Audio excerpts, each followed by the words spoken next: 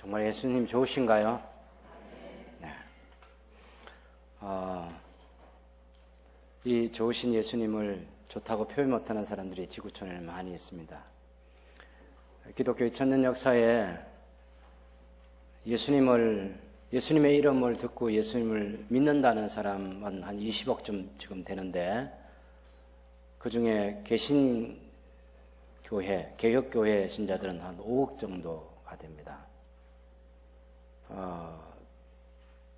우리와 같은 신앙을 가진 부류의 사람들이라고 그렇게 말할 수 있겠죠. 그러나 아직도 수많은 사람들이 예수님을 제대로 알지 못하고 그 기쁨을 누리지 못하고 있습니다. 오늘 찬양대 찬양처럼 예수님이 좋은 걸 어떡합니까? 하는 이 좋으신 예수님을 가슴에 담고 있기가 너무 벅차서 전 세계로 흩어진 수많은 선교사님들과 또 선교지의 성도들을 우리가 늘 생각하고 또 우리의 신앙생활도 늘 점검할 수 있는 그런 신앙생활이면 좋겠습니다. 우리의 신앙을 측정하는 가장 중요한 기준 중에 하나는 예수님 때문에 기쁨이 있는가, 예수님 때문에 감사가 있는가, 예수님 안에서 늘 기도하는가 하는 것을 확인해 보면 우리의 신앙의 수준이 어떠한지를 알게 될 것입니다. 지난 한 주간 우리 박갑숙 선교사님과 또 저희 목사 4사람이 한국에서 한 30여 명의 목사와 선교사들이 인도 뉴델리에서 한 주간을 잘 보내고 왔습니다. 우리가 훈련 받으러 간 것은 아니고 내용은 단기 선교였습니다. 우리 보통 단기 선교로 가면 하는 똑같이 복음을 전하는 그 일을 어제 떠나기 직전인 오후 시간까지 우리가 하고 그렇게 돌아왔습니다. 예수를 모르는 사람들, 예수를 믿는다 해도 아직은 예수님 때문에 이렇게 좋을까 하는 것의 느낌이 있을까 할 정도로 삶의 환경은 매우 어려운 사람들이 많았습니다. 근데 우리가 가는 곳마다 특징은 뭐였냐면 예수님 찬양 하는 그런 노래들 계속 불렀습니다. 예수님이 좋으시고 예수님께서 우리에게 은혜를 베푸시고 예수님 때문에 행복하고 예수님 때문에 기쁜 그 노래를 많이 불렀습니다. 그렇게 해서 주변 사람들이 예수님에 대해서 관심을 갖도록 하고 우리가 예수님의 복음을 전하는 그런 현장들을 우리의 눈으로 보고 느낄 수 있는 그런 시간들이었습니다. 캄보디아에 처음 방문하면 굉장히 충격을 받습니다. 세상에 이런 것도 있는가 하는 것이죠. 그런데 캄보디아 선교사님은 이렇게 얘기를 했습니다. 인도에 비하면 캄보디아는 천국이라고. 그러면 우리는 캄보디아보다 천국에 살고 있습니다.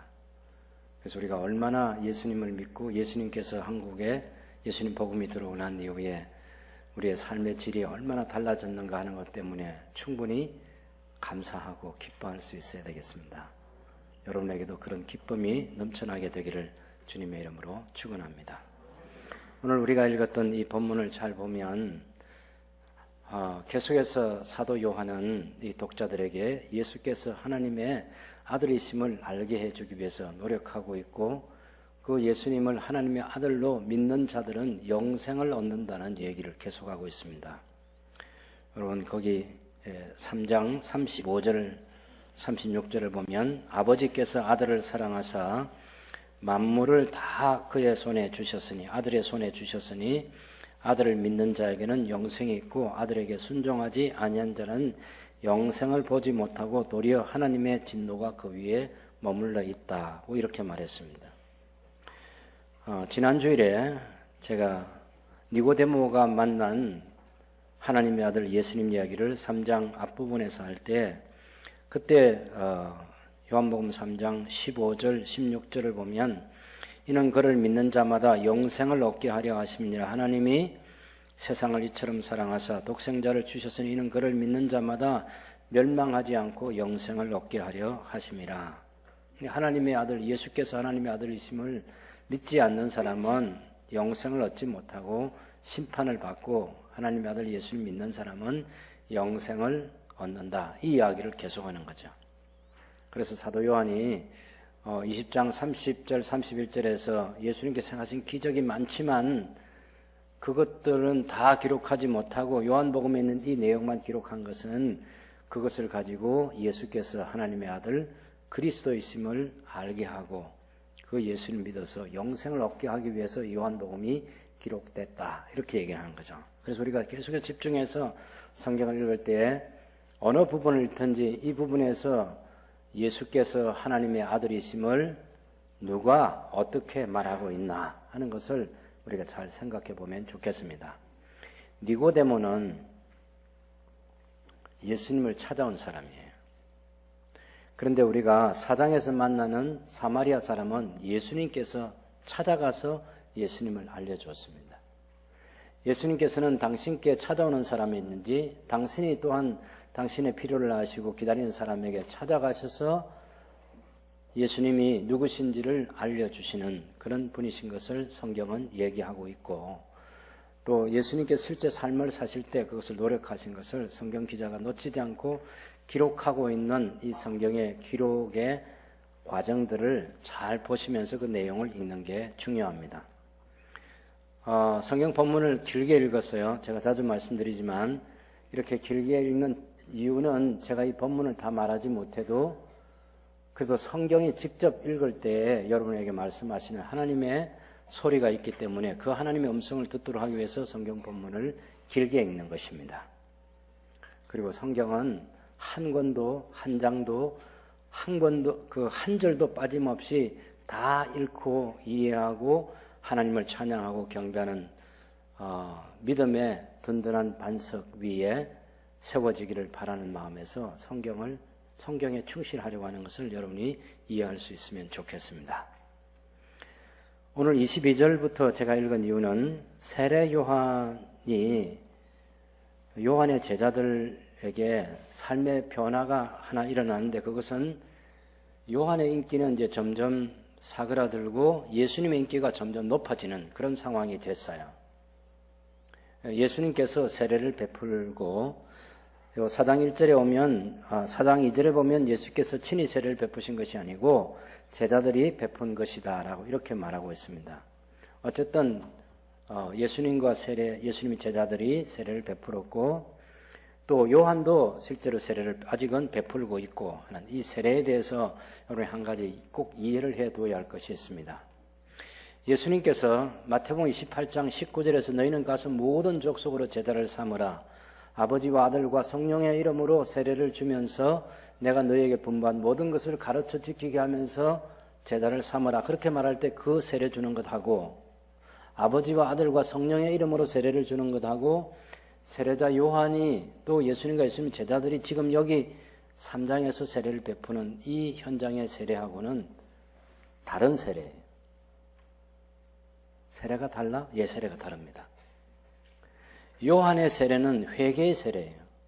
요한의 세례는 사람들을 하나님께로 돌이키게 하기 위해서 베푸는 세례예요. 예수님과 예수님의 제자들이 베푼 세례도 요한의 세례와 같은 성격의 세례입니다. 아직까지는요. 나중에 마태복음 예수님이 십자가에서 돌아가시고 묻히시고 부활하시고 승천하시기 전에 너희는 가서 모든 족속으로 제자를 삼으라 아버지와 아들과 성령의 이름으로 세례를 주면서 할 때 그 말씀을 받아서 그 이후에 주었던 사도들의 세례와 여기 제자들이 주고 있는 이 세례는 다른 세례예요. 아시겠죠? 아직은 하나님께로 이끌도록 하기 위해서 예수님을 만나도록 하기 위해서 베푸는 세례에 불과한 것이고 나중에는 예수님과 함께 죽고 예수님과 함께 다시 살아나고 예수님과 함께 완전히 연합하고 우리가 하나님의 새 언약의 백성된 징표로서의 그 세례표를 갖는 것은 지금 교회에서 받는 이 세례인데 이 세례와 지금 세례자 요한이 베푸는 이 세례와는 다른 세례다라는 것을 여러분이 이해하면서 성경을 읽으면 좋겠습니다. 우리가 받는 지금 교회가 시행하고 있는 이 세례는 예수님의 말씀을 따라서 베푸는 세례인데 그것은 골로새서 2장 11절 말씀에 보면 그리스도의 할례가 곧 세례라 이렇게 얘기해요. 유대인들이 계속해서 난지 8일 만에 베푸는 아이들에게 베푸는 그 세례하고 오늘날 예수님을 믿는 사람들에게 베푸는 세례의 차이는 뭐냐면 유대인들이 받는 것은 할례였어요. 할례. 아브라함의 자손들이 계속해서 할례를 받으면서 하나님의 언약의 자손, 언약의 백성이라는 징표를 가지게 됐어요. 그것이 할례예요. 근데 그리스도인들이 받는 이 세례는 그리스도의 할례라고 하는 거예요. 그리스도의 할례. 사람의 손으로 행하는 그 유대인들이 받는 그 할례와 다른 성부와 성자와 성령의 이름으로 받는 그 세례가 그리스도의 할례이고 곧 세례라고 예수님과 함께 죽고 예수님과 다시 살아나고 새 생명 가운데 예수님의 생명 가운데서 살게 하는 그런 세례라는 것입니다. 이 세례와 지금 사도 요한, 세례자 요한이 베푸는 이 세례, 예수님과 예수님 제자들이 아직도 요한복음 3장에서 베풀고 있는 이 세례는 다른 세례다. 그것을 마음에 인식하면 좋겠고, 우리는 그리스도의 할례를 받은 사람들이고 우리는 성부, 성자, 성령 하나님의 이름으로 세례를 받았고 우리는 그리스도와 연합이 돼서 새 생명 가운데서 살아갈 하나님의 백성들이고 우리는 새 언약의 백성의 징표를 가지고 있는 사람들이다. 이 믿음을 가지고 살아갈 수 있게 되기를 바랍니다. 그런데 세례자 요한의 제자들이 예수님과 예수님 제자들이 세례를 베푸는 그 현장에 보니까 사람들이 이제 자기 선생님인 세례자 요한에게는 사람들이 많이 안 오고 그쪽으로 가고 있었는데 속상하겠죠. 당연히 우리 선생님이 계속해서 인기가 높아져야 되잖아요. 그런데 요한이 소개했던, 세례자 요한이 소개했던, 정언했던 바로 그 예수님께로 사람들이 몰려가는 것을 보면서 그런 시기하는 마음을 가지고 선생님이 정언하시던 이가 세례를 베풀며 사람들이 다 그리로 갑니다. 얘기를 한 거예요. 그랬더니 요한이 대답하기를 만일 하늘에서 주신 바 아니면 사람이 아무것도 받을 수 없다.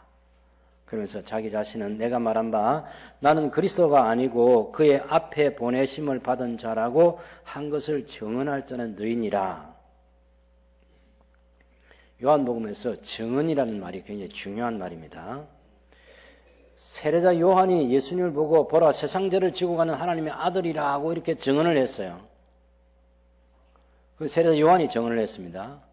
그런데 세례자 요한은 자기 제자들에게 내가 말한 바 나는 그리스도가 아니고 그리스도 앞에 보내심을 받은 자가 우리 선생님이고 예수님이 그리스도다라고 하는 그 증언은 이제 나의 제자들인 요한의 제자들인 너희가 이제 그 증언하는 자로 살아가야 된다. 그런 얘기예요. 그리고 오늘 4장에서 보면 예수님 만난 사마리아 사람이 그 자기 동네에 들어가서 내가 행한 모든 것을 다 알고 있는 이분이 성경이 말하고 있는 그 그리스도가 아니냐고 증언을 했어요.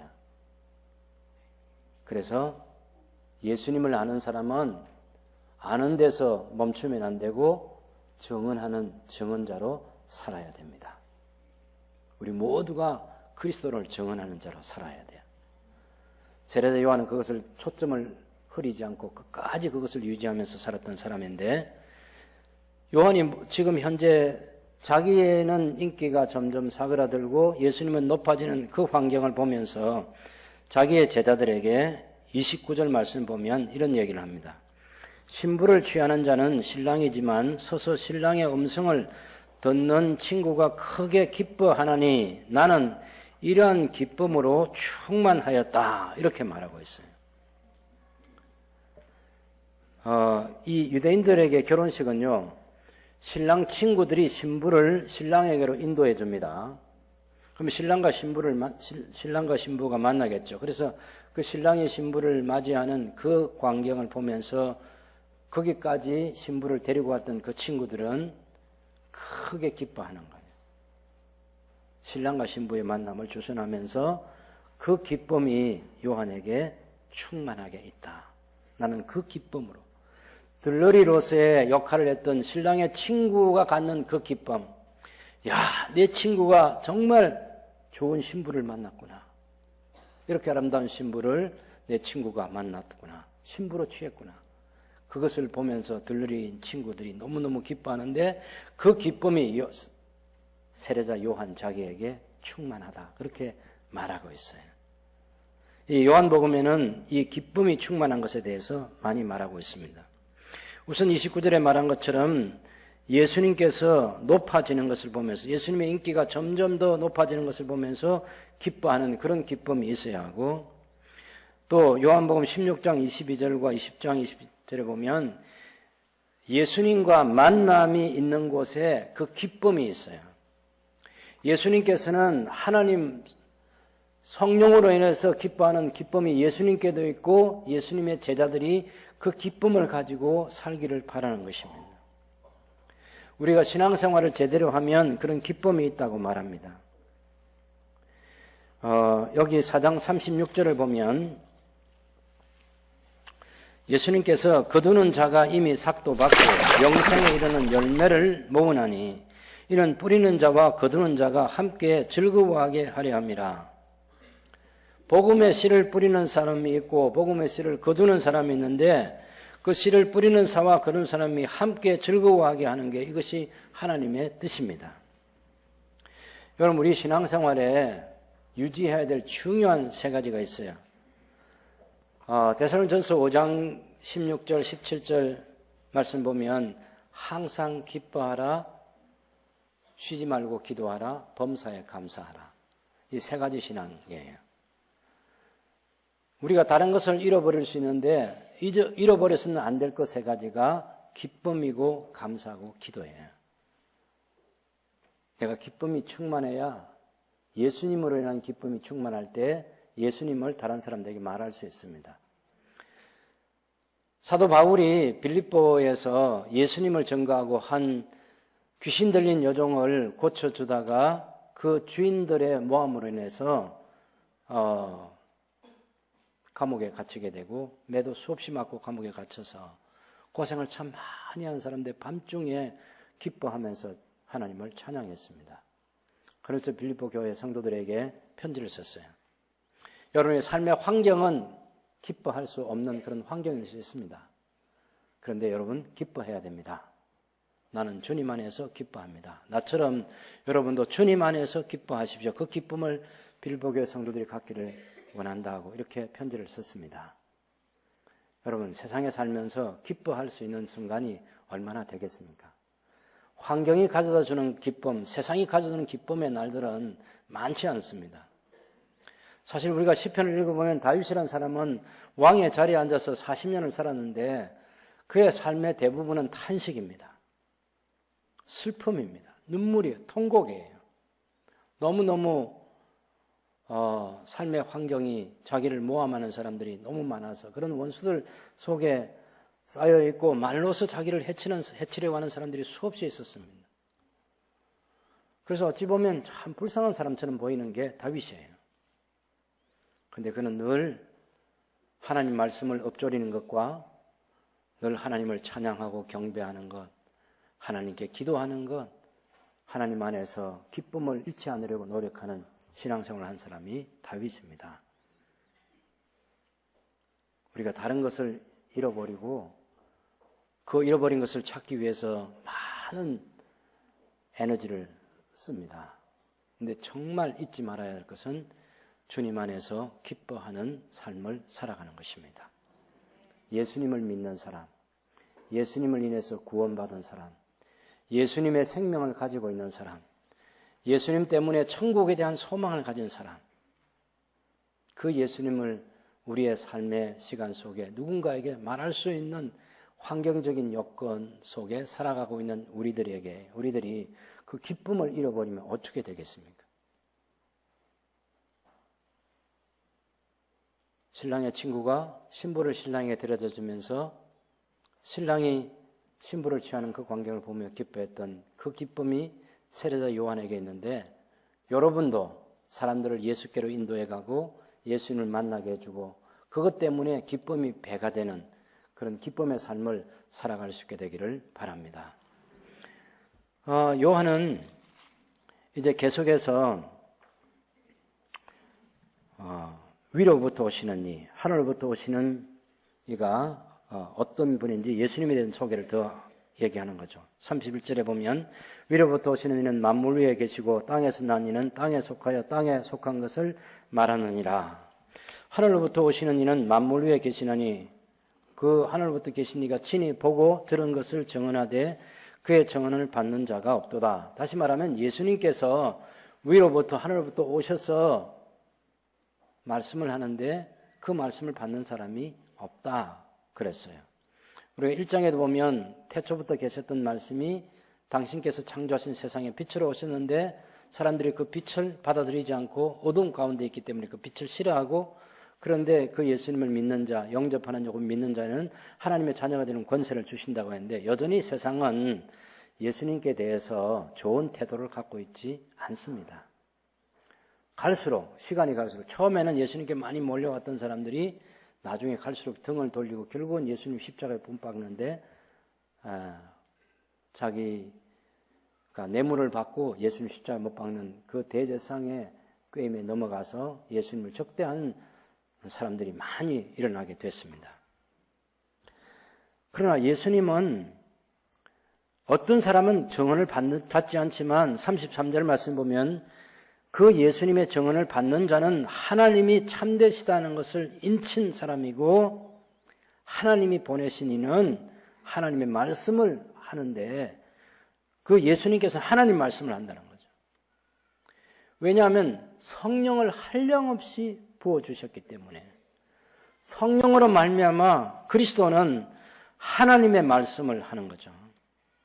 그래서 아버지께서 아들을 사랑하셔서 만물을 다 아들의 손에 주셨고 그 아들을 믿는 자에게는 영생이 있고 아들에게 순종하지 않는 자는 영생을 보지 못하고 도리어 하나님의 진노가 그 위에 머물러 있다 하고 성경이 선명하게 말하고 있습니다. 여러분, 우리가 살고 있는 세상에 길이 여러 갈래 길이 있지 않아요. 왜 예수님 믿는 사람들이, 왜 기독교가 이 세상에서 다른 사람들로부터 적대적인 그런 감정을 쌓게 하고 또 배척을 받나요? 세상과 같지 않기 때문에, 세상에 속하지 않았기 때문에, 우리는 절대 진리를 말하기 때문에, 예수 안에서만 생명이 있고 예수님 안에서만 구원이 있고 예수님의 십자가와 부활 외에는 어떤 구원의 도리가 없다, 그렇게 말하는 게 기독교예요.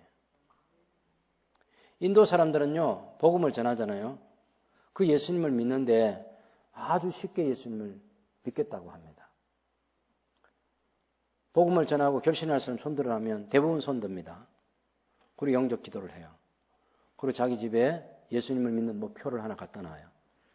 우리가 지난번에 후원했던 그런 성화가 그려진 예수님의 그런 화상이 그려진 그런 달력이 집에 붙어 있거나, 그런데 여기는 힌두 종교를 상징하는 뭐가 있고 또 뭐 이슬람을 상징하는 뭐 표시가 하나 있고 또 예수님 기독교를 상징하는 표식이 하나 있고 그런 게 여러 개 걸려 있어요. 여러 개. 아직은 완전히 예수님만 나의 주님이시고 나의 하나님이시라 그 고백 안 한 거예요. 그런데 어떤 집에 가면 딱 십자가만 있어요. 어떤 집에 가면 주기도문까지 붙어 있어요. 제가 금요일 오후에 갔던 집은 그런 집이었어요. 그런 집. 제일 깨끗한 집이고 역시 신앙생활 잘한 사람은 믿은 지 한 6, 7개월밖에 안 됐는데 완전히 다르더라고. 예, 다른 여러 집들 가봤지만 그런 집들과 전혀 다른 완전히 예수님만 믿는 그런 집인데 정말 깨끗했어요. 그래서 다신론자들, 여러 신을 섬기는데 그 중에 하나 예수신도 또 하나 신으로 받아들이는 거죠. 그래서 계속해서 양육을 받는 과정에 예수님이 창조주이시고 예수님이 유일한 세상의 구세주이시고 하는 것은 점점 시간이 지나면서 알게 되는 거예요. 그러면서 내가 정말 예수님을 그렇게 믿을 건지 안 믿을 건지 아직도 시간을 두고 봐야 돼. 1000만 명이 세례를 받고 100만 명, 88만 명 정도가 예수님 때문에 죽을 수 있는 사람이 남아있는 것은 그렇게 그 정도 숫자 되는 거죠. 예수님 때문에 돌에 맞아 죽을 각오가 되어 있는 사람이 한 10분의 1이라 이렇게 보면 돼요. 뭐 여기 앉아있는 여러분들은 어떨지 모르겠지만 그런 정도를 가지고 진짜 예수님을 나의 주님으로 나의 하나님을 믿느냐 이렇게 측정을 하면 우리는 어떻게 될지 모르겠어요. 그래서 적어도 인도에서는 그런 현상입니다. 사람들이 예수님께서 당신 자신을 사람들에게 하나님의 아들로 증언을 하는데 그것을 안 받아들이는 사람이 많이 있고, 하나님의 아들로 받아들이는 사람이 있는데, 그런 사람들은 영생을 얻는다는 것입니다. 이것이 2000년 전이나 지금이나 동일한 진리입니다. 우리가 절대로 이 복음을 바꾸면 안 돼요. 각색을 하면 안 돼요. 절대로 각색을 하면 안 돼요. 예수 외에는 다른 구세주가 없다. 이것이 성경이 말하는 진리고, 예수님께서 그렇게 말씀하셨고, 역사 속에서 우리에게 복음을 전해준 사람들도 그것 때문에 우리에게 복음을 전해줬고, 우리가 그것을 그대로 다음 사람들에게 계속해서 말해줘야 돼요. 사람들을 불편하게 해요. 당신 종교를 버리고 우리에게로 오라 그렇게 말할 때 불편함을 주는 것이 사실이지만, 그런데도 불구하고 여기 외에는 길이 없기 때문에, 생명이 없기 때문에 말할 수밖에 없는 우리의 처지라고. 수많은 앞서간 믿음의 선배들이 이것 때문에 자기의 목숨을 내놓았던 거죠. 예수님만이 나의 주님이시고 나의 하나님이시라. 사도 요한이 복음을 전하고 요한복음을 기록할 그 당시도 창끝을 갖다 대면서 황제가 당신의 주이냐, 예수가 당신의 주이냐고 질문하는 그 사람들 앞에서 예수님이 나의 주님이시라고 고백하는 사람들. 하나님 나라가 그들을 위해서 예비되어 있는 거죠. 그런 영생의 복음을 각색하지 말고 그대로 전하는 저와 여러분들이 될 수 있기를 바랍니다. 지금 예수님께서 요한복음 4장으로 와보면 지리적인 장소를 어디로 이동하면서 또 대상이 어떤 사람들에게 복음을 알게 하는지 한번 주목해 볼 필요가 있습니다. 여러분 거기 보시면요, 예수님께서 이제 사마리아로 가셔야 되겠다고, 유대를 떠나서 다시 갈릴리로 가시면서 사마리아를 통과하여야 하겠다고 3절과 4절에 말하고 있습니다. 예수님께서 12제자 말고 많은 사람들을 제자로 삼는 일, 예수님에게서 배우고 예수님을 따르려고 하는 사람들이 점점 늘어나고 있는 상황입니다. 그런데 바리새인들이 그 말을 들을 때 바리새인들의 시기심은 예수님을 핍박하려고 했겠죠. 그래서 예수님이 그 유대를 떠나서 갈릴리에 가서 사역을 하고 싶었습니다. 근데 갈릴리에 가시면서 예루살렘에서 유대를 떠나서 갈릴리로 갈 때는 주로 통로가 어디냐면 여리고에서 요단강을 건너서 베레아 지역으로 가서 그 다음에 갈릴리로 가시는 그런 경로를 택하는데, 예수님은 유대에서 바로 위에 있는 사마리아를 통과하고 그 위에 있는 갈릴리로 가실 그런 계획을 세우신 거죠. 뒤에서 알게 되겠지만 거기 예수님이 필요한 한 사람, 거기 예수님이 필요한 많은 동네 사람들이 있었습니다. 그 사마리아에. 오랫동안 유대인들과 이 사마리아 사람들은 상종하지 않았습니다. 1722년에 사마리아가 아수르 제국에 멸망을 하게 됐죠. 북이스라엘이. 그 이후에 150년 뒤에 남쪽 유다도 멸망하게 되지만 바벨론 포로로 갔던 사람들이 돌아와서 성전을 재건하려고 할 때 사마리아인들도 함께 성전을 재건하겠다고 그렇게 동참시켜달라고 하는데, 유대인들이 너희는 호넬족이 된 너희 사마리아 사람들은 우리 유대인들 순수 아브라함의 혈통을 가지고 있는 우리와 다르기 때문에 이 성전을 짓는데도 너희의 몫이 없다. 너희가 참여할 수 없다고 그래서 거절합니다. 그 이후에 이 사마리아 사람들은 주전 4세기경에 그리심산에다가 성전을 세웁니다.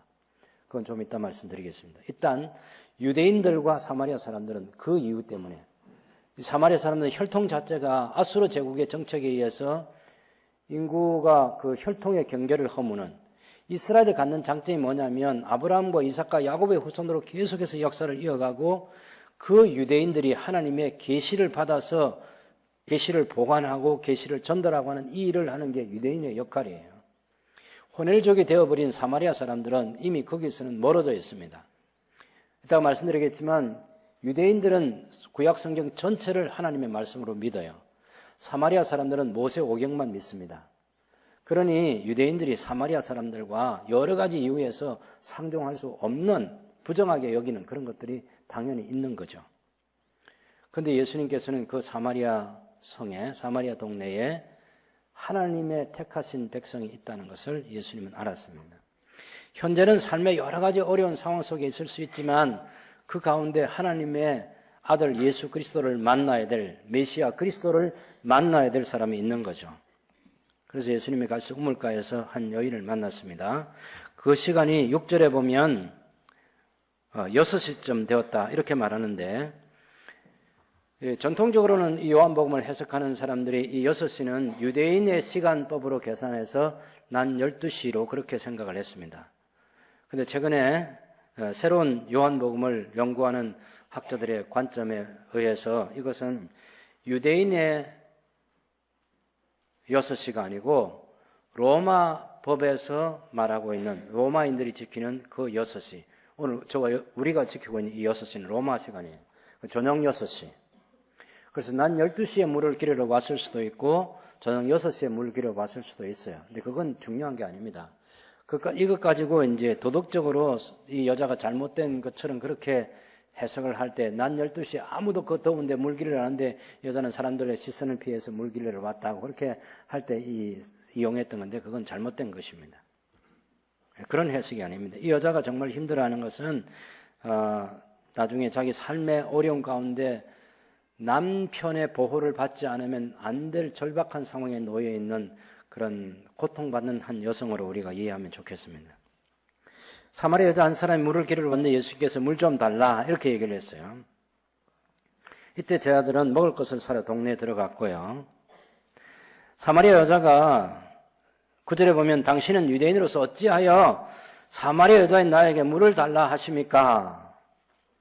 이런 유대인이 사마리아인과 상종하지 아니함이라고 사도 요한이 이 요한복음을 기록하면서 주석을 하고 있습니다. 그러니까 사마리아 여자를 부정하게 생각했던 유대인 남자가 접촉하려고 하지 않죠. 접근하려고. 그런데 예수님은 이 여자가 물 기르러 나온 이것을 예수님을 알려주는 전도의 접촉점으로 사용하고 있다는 것입니다. 굉장히 중요한 지혜입니다. 우리 모든 전도자들이 예수님이 하던 것을 모델로 하면 안 돼요. 모델이 아니고 예수님께서 어떤 원리를 가지고 사람들을 만나고 접촉하고 예수님 당신을 소개하는지 그런 원리들을 배울 필요가 있어요. 그러니까 예수님이 지금 주려고 하는 게 뭡니까? 생명수예요. 근데 여자는 지금 물 기르러 왔어요. 그래서 예수님이 주려고 하는 그 생명수에 대한 갈망을 갖도록 하기 위해서 예수님 먼저 당신이 내게 물을 좀 달라 이렇게 요청하는 거예요. 그 이상도 그 이하도 아닙니다. 예수님 물론 피곤하지 길을 오랫동안 걸으셨기 때문에 목마르기도 하고 피곤하시기도 해서 물을 달라 하지만 그 물을 가지고 물이라는 것 매개체로 해서 예수님께서 영원한 생명수를 예수님 주실 수 있는 그 물을 이 여자에게 주려고 했던 것입니다. 그래서 우리가 어떤 사람에게는 전도의 접촉점을 모든 사람에게 똑같게 할 수는 없죠. 이를테면 우리가 요한복음 3장에서 니고데모가 예수님을 찾아왔을 때는 니고데모는 이스라엘의 선생이고 니고데모는 사내들인 공의의 회원입니다. 그런데 이 사람에게 어떻게 예수님께서 예수님을 알도록 영생을 얻도록 해줄까를 생각할 때 그가 모르는 지식이 있었어요. 거듭남에 대한 지식. 하나님의 자녀로 다시 태어나야만 된다는 그 지식을 모르고 있는 거죠. 그래서 네가 영생을 얻으려면 다시 태어나야 된다. 그런데 반드시 다시 태어나야 된다. 그렇게 예수님이 말씀하셨습니다. 어떻게 태어납니까? 엄마 뱃속에 들어갔다가 다시 나올 수 있습니까? 예수님께서 야, 그건 육이잖아. 육으로 난 것은 육이고 영으로 난 것은 영인데 내가 지금 하는 것은 영에 대한 얘기를 하는 거야. 영의 세계에 대해서. 성령으로 나는 것은 어떤 것하고 같으냐면 바람이 부는 것과 같아. 바람은 자기가 임의로 불어. 사람이 어디서 바람을 일으켜가지고 어디로 불게 하겠다. 이건 사람이 못하고 바람이 하는 거야, 바람이. 근데 그 결과는 알 수 있어. 그것처럼 성령으로 난 사람도 어떻게 나는지 모르지만 성령으로 나는 사람은 그 결과가 있다고. 예수님께서는 야, 네가 이스라엘의 선생으로서 아직 이 수준이 안 되고 있구나 하는 것을 탄식하셨어요. 그러면서 예수님이 십자가에 들려야 하는 것, 부활하는 그런 이야기를 하면서 인자가 온 것은 그런 반드시 들려지기 위해서 왔다. 그렇게 말씀하시고 이 아들을 믿는 자는 영생을 얻는다고. 하나님이 세상을 이처럼 사랑하셔서 독생자를 주셨는데 그 독생자 예수를 믿는 사람은 영생을 얻는다. 거기서부터 이제 진리를 예수님께서 쭉 말씀하신 거예요.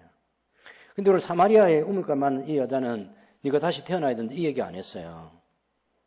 여러분 전도하러 와서 모든 사람에게 당신이 거듭나야 된다 이렇게 얘기하는 게 아닙니다. 사마리아 여자에게는 지금 꼭 필요한 게 있어요.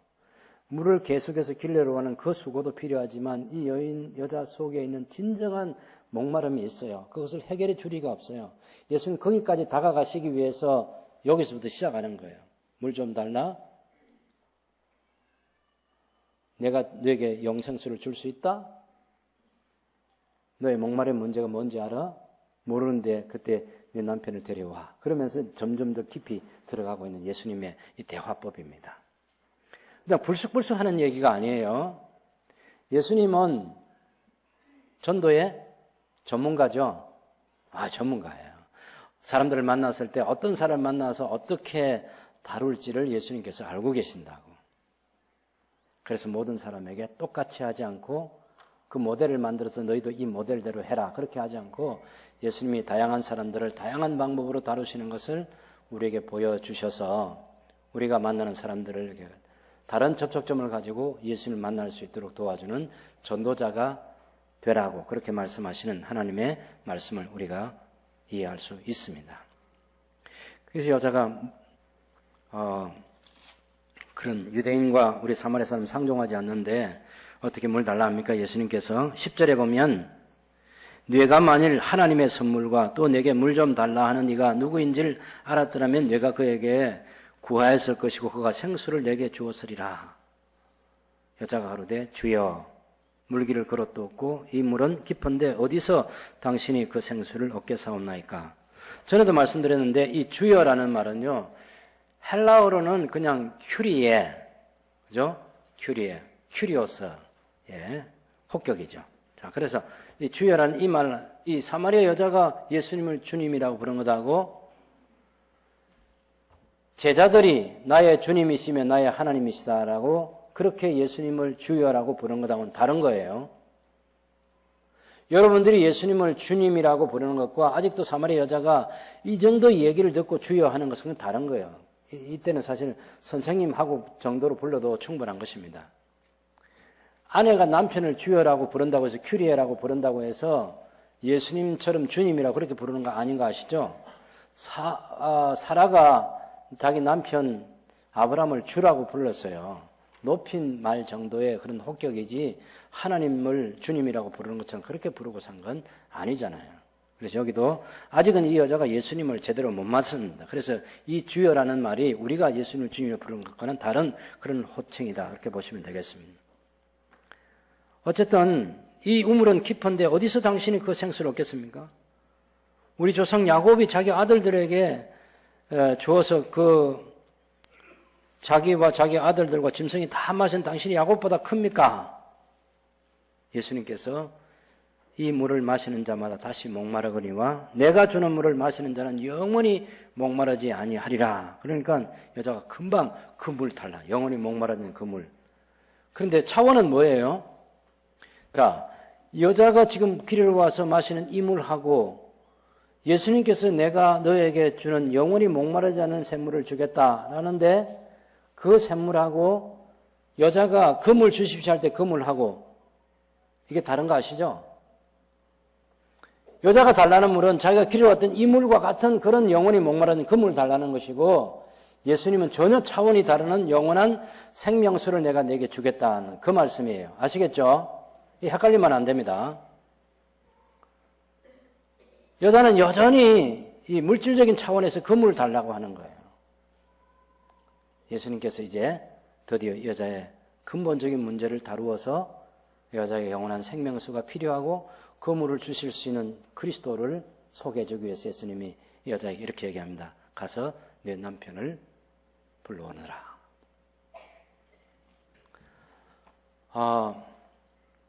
여자가 남편 5이 있는데 나는 남편이 없습니다 하니까 예수님이 그래 맞아 내 말이 맞다. 내 남편 5이 있었는데 지금 있는 남편은 내 남편 아니지. 이것을 도덕적으로 몸 파는 여자로 그렇게 생각하고 능력이 있어서 남자들 마음대로 갈아치울 수 있는 그런 여자로 생각하고 그래서 이런 욕구 충족, 욕구 불만 때문에 그 욕구를 충족시키는 그런 여자로 오해하는 그런 성경 해석들과 수많은 설교들이 있었습니다. 근데 그렇지 않습니다. 유대인들은 여자가 남자를 버리는 게 아니고 남자가 여자를 버립니다. 모세 율법대로 해서 원래는 이혼이 안 되는데 이혼을 너무 쉽게 하니까 그 이혼을 쉽게 하지 못하도록 하기 위해서 이혼 정서를 써주라고 이혼법을 다시 좀 낮은 차원의 그런 법을 만들어 줬어요. 근데 그 법을 가지고도 악용해 가지고 여자를 쉽게 버립니다. 3번 나는 내 남편이 아니다. 나는 내 남편이 아니다. 나는 내 남편이 아니다. 그럼 여자는 이혼을 당해요. 이혼녀가 되는 거예요. 그런 유대 사회에서 여자가 남편으로부터 5번째 남자에게 버림을 받고 지금 있는 이 남편도 남편으로 살아갈지 살아갈지 못할지 그러면서도 삶은 계속해서 이어져야 되고 그 시대에 처부로라도 살면서 남자에게 보호를 받지 않으면 안 되는 그런 여성의 그 가련한 처지를 이 여성이 안고 있는 그 아픔을 예수님께서 깊이 이해하셨습니다. 그리고 이 여인의 상처를 그리고 삶을 회복시켜 주시기를 예수님이 원하셨던 거죠. 그런 해석이 건강한 해석이고 또 다른 해석은 유대 문화 사회에서 이것은 이제 계대 결혼법에서 첫 번째 아들이 자식이 없고 그러면 둘째를 통해서 자식을 얻고 둘째가 자식이 없으면 또 셋째를 통해서 얻고 그렇게 해서 계속해서 그런 문화 속에서 아직도 아이를 갖지 못한 이 여인의 아픔과 처지를 예수님께서 이해하시고 그를 구원해 주시려고 하는 주님의 접촉점이 내 남편을 데려오라 하는 그런 것입니다. 우리 아이들이 방학 마치고 집에 왔는데 제일 큰 두려움은 무엇입니까? 성적표 내봐라. 통지표 내라. 이거잖아요. 예. 근데 나쁜 부모는 그 성적표 가지고 아이를 어떻게 해치려고 하는 그런 사람은 그 나쁜 부모이고 그 사건을 통해서도 큰 깨달음을 주고 다시는 우리 아이가 공부를 게을리하지 않는 정직한 아이로 성실한 아이로 키우기 위해서 그 성적표를 요구하는 것은 부모의 권리이고 당연히 잘하는 일입니다.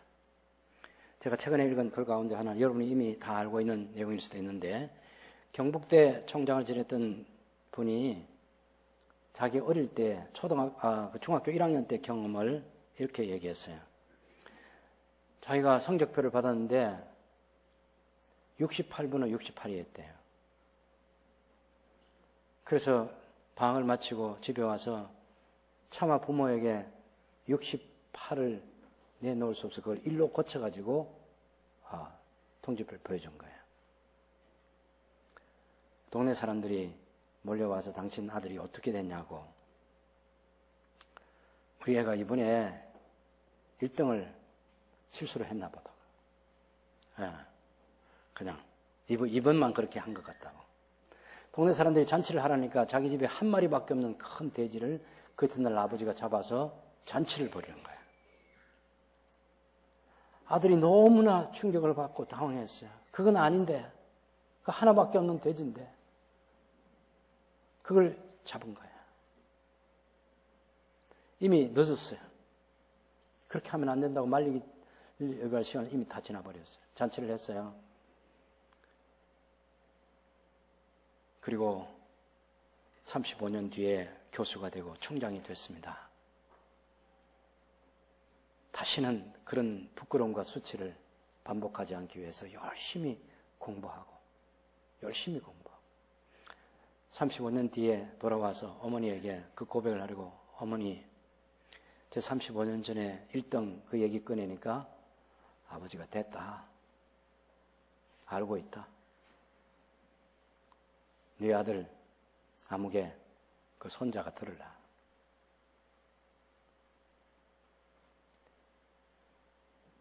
오랜 세월을 알고 있습니다. 한 번도 얘기해 주지 않는 아버지. 그런 아버지가 되어야 됩니다. 그럼 자녀들에게 무관심하면 안 됩니다. 성적표 갖고 회초리 들려고 하는 게 아니에요. 예수님께서 내 남편 불러와. 그래서 이 여자를 아주 비참하게 만들려는 그런 예수님이 아니십니다.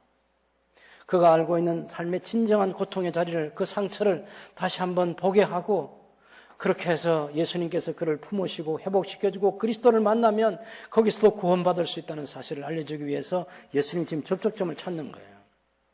근데 여자는 자기가 만난 자기의 과거를 알고 있는 이 예수님을 보니까 선지자예요. 당신은 보니까 선자인데, 선지자가 우리에게 들려줘야 될 일이 있는데, 하나는 예배의 이 중요한 문제라는 거예요. 유대인들은 예루살렘에서 예배하고 사마리아 사람들은 그리심산, 이 세겜, 이 그리심산에서 예배하는데, 선지자가 오면 어디서 예배해야 할지를 분명히 알려줄 수 있는데 당신이 그것을 알려달라고 이렇게 얘기했어요. 여러분 20절을 보시면요, 우리 조상들은 이 산에서 예배하였는데 당신들의 말은 예배할 곳이 예루살렘에 있다 하더이다. 예수께서 이르시되 여자여 내 말을 믿으라. 이 산에서도 말고 예루살렘에서도 말고 너희가 아버지께 예배할 때가 이르리라. 너희는 알지 못하는 것을 예배하고 우리는 아는 것을 예배하노니 이는 구원이 유대인에게 납니다. 우리는, 이 말은 유대인들은 아는 것을 예배한다는 거예요. 사마리아 사람들은 그리심산에서 예배하는데 알지 못하고 예배한다는 겁니다. 여러분, 이런 불상사가 왜 생겼습니까? 왜 유대인들은 예루살렘에서 예배하는 것을 예수님께서 그것을 옳다고 하십니까? 왜 사마리아 사람들은 그리심산에서 예배하는데 왜 그것이 잘못됐다고 말씀하십니까? 그것은 신명기, 여러분 잠깐 봅시다. 신명기 12장.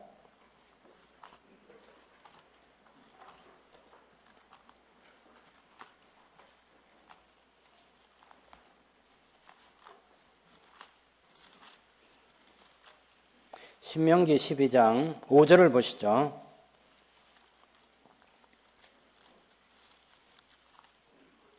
거기 보면 하나님께서 예배할 장소를 지정해 주시겠다는 말씀이 있어요. 오직 너희의 하나님 여호와께서, 여러분 5절 같이 읽어볼까요?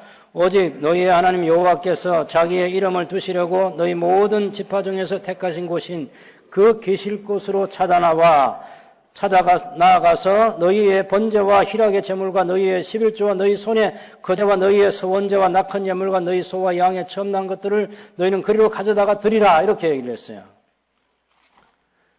유대인은 성경을 모세오경과 역사서와 선지자의 글과 시편 이 글을 가지고 있잖아요. 구약 성경을 다 가지고 있단 말이에요. 그러니까 예배하는 곳이 하나님께서 이름을 두시고 택한 곳이 어딘 줄 알아요?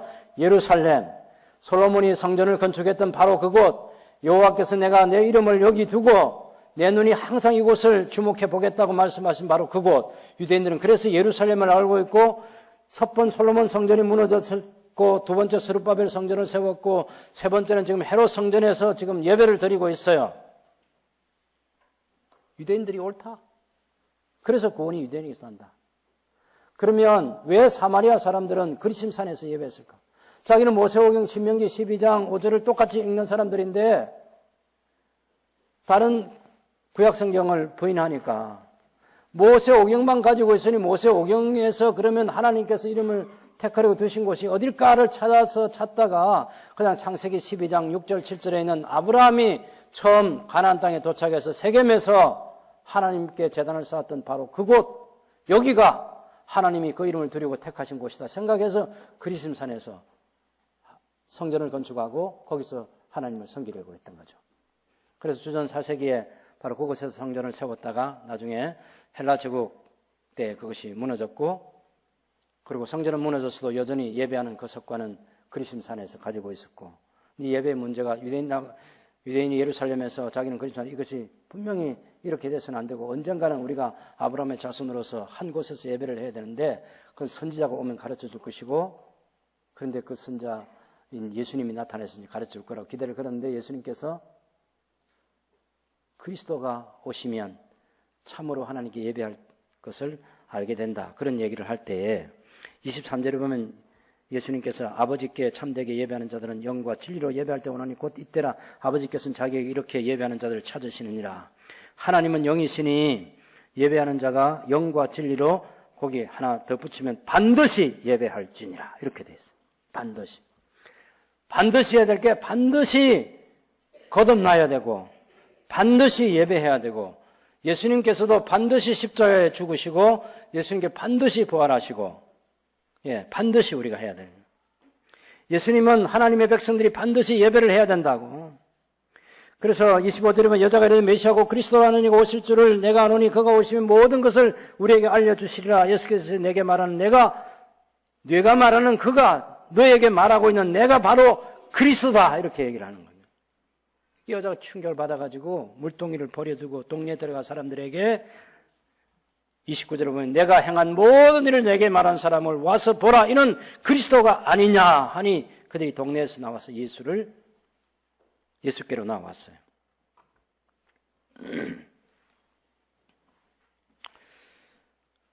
39절을 보면 여자의 말이 내가 행한 모든 것을 그가 내게 말하였다 증언함으로 그 동네 중에 많은 사람이 예수를 믿는지라. 그래서 사마리아 사람들이 그 동네 사람들이 와서 이제 여자의 말을 듣고 처음 믿었어요. 그 다음에 예수님의 말씀을 들으면서 예수님께 요청을 했습니다. 거기서 우리와 함께 좀 머물러 주십시오. 그래서 예수님이 이틀을 머뭅니다. 처음에 만났던 하루, 그 다음 이틀, 그래서 3일 전도가 사실 이루어진 거죠. 그래서 예수님의 말씀을 말미암아 믿는 자가 이제 그 동네에 더 많아졌어요. 그래서 42절에 이렇게 고백합니다. 다 같이 읽어봅시다. 그 여자에게 말하되 이제 우리가 믿는 것은 네 말로 인함이 아니니 이는 우리가 친히 듣고 그가 참으로 세상의 구주신 줄을 알미라.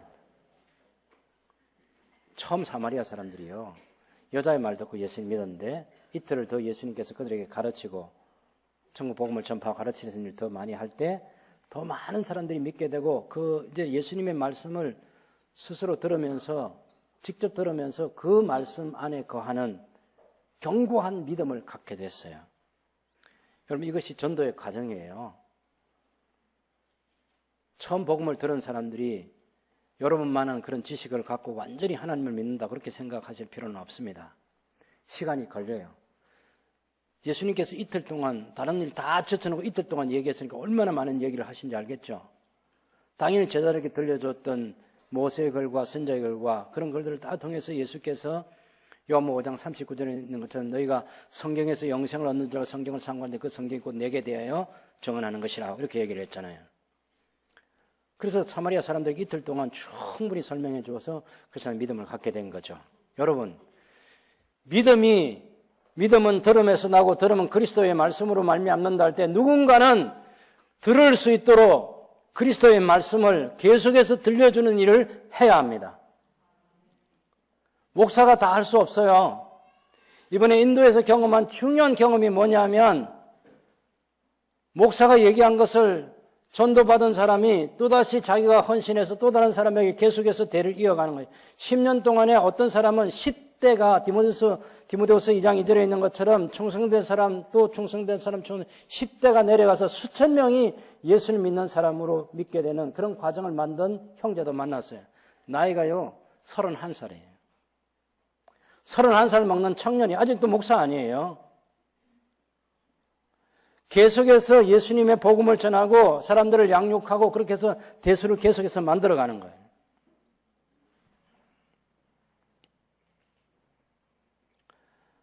누군가는 먼저 예수님을 만난 사람이 예수님을 만나지 못한 사람에게 사마리아 여자처럼 말해줄 수 있어야 됐습니다. 정언하는 사람. 자기 수준만큼만 해주면 돼요. 여러분 얼마나 웃기는 일인지 아세요? 여러분 우리 구역 순모임에서 나누는 것은요 너무 차원이 높고 깊어요. 거기는 아주 단순합니다. 성경 이야기 한 5분 정도 스토리를 들려주면요 그걸 누군가 요약해서 말해보라 하면 그 중에 한 사람이 요약해서 그 정도면 충분한 거예요. 거기서는. 근데 그렇게 해서 시간이 걸리면 믿음이 온전한 믿음으로 장성하게 되고 그 믿음을 가진 사람이 또 다른 사람들에게 복음을 전해서 사람들을 세워가는 그런 일들도 하는 거예요.